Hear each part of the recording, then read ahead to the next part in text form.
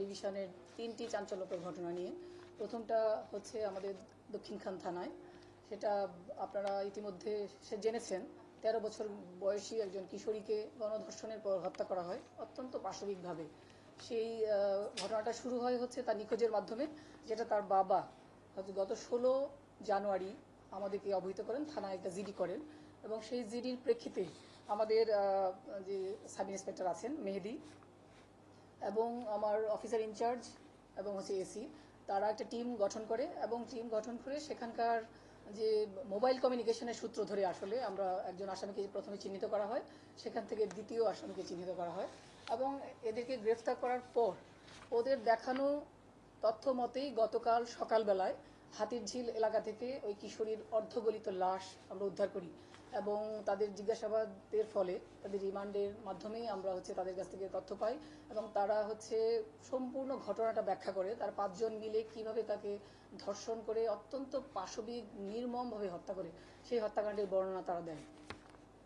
সেটা হচ্ছে প্রথম ঘটনাটা। আরেকটা হচ্ছে আমাদের উত্তরা ডিভিশনেরই তুরাগে আপনারা জানেন যে গত 29 জানুয়ারি একটা হত্যাকাণ্ড ঘটে, যেখানে ভিকটিম শাহরিয়ার শুভ 25 বছর বয়সী একজন প্রাইভেট ফার্মে কাজ করতেন।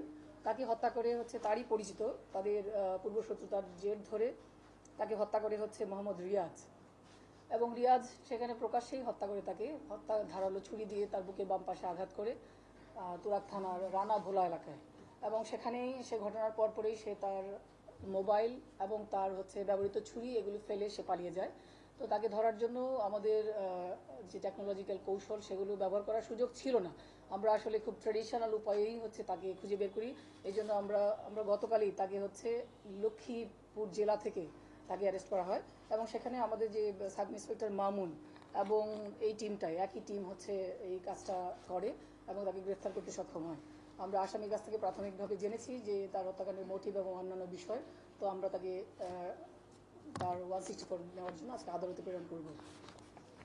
তৃতীয় ঘটনাটি আমি আপনাদেরকে কিছুটা বলেছি, সেটা হচ্ছে আমাদের ইটালীয় নাগরিক পর্যটক তানিয়া আমাদের সঙ্গে আছেন।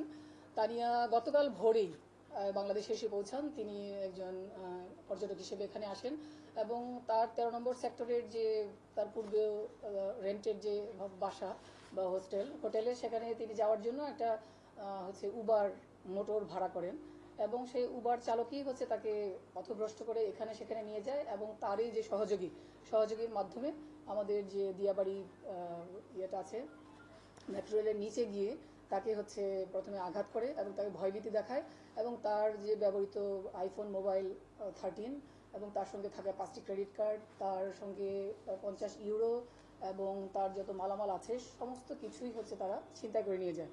তো আমরা তানিয়ার কাছ থেকে জানতে পারি স্থানীয় লোকজনই তাকে পরামর্শ দেয় থানায় যাওয়ার জন্য, এবং সে অফিসার ইনচার্জের সঙ্গে তার দেখা হয়, এবং আমার অফিসার ইনচার্জ রাহাত অত্যন্ত নিষ্ঠার সঙ্গে তাকে হচ্ছে প্রথমে হচ্ছে খুবই তাকে সান্ত্বনা দেওয়ার চেষ্টা করে, বলে যে তার হাতে কিছুই ছিল না, তার হাতে নট এ সিঙ্গেল পেনই ছিল এবং কমিউনিকেশন করার কোনো সুযোগ ছিল না। সে তাকে আশ্বস্ত করে এবং আমাকে ভিডিও কলে আমার সঙ্গে কথা বলে দেয়। আমি একটা অফিসে মিটিংয়ে ছিলাম, এবং আমরাও তাকে আশ্বস্ত করি যে তার চিন্তার কোনো কারণ নেই, আমরা যেভাবে পারি আমরা সর্বোচ্চ চেষ্টা করব তার সমস্ত কিছু উদ্ধার করে দেওয়ার জন্য।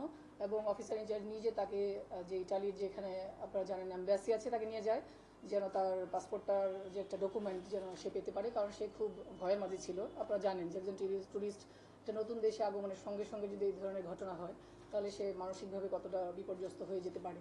তো আমরা তাকে কথা দিয়েছিলাম যে আমরা উদ্ধার করব। আমরা এই ঘটনাটার জন্য যে আমার যে বলেছি সাদ্দাম আসলে তিনবার চ্যাম্পিয়ন হয়েছে, সুতরাং আপনারা জানেন যে তার প্রথম হওয়ার সৌভাগ্য অর্জন করেছে সে এবং আমাদের অফিসার ইনচার্জ।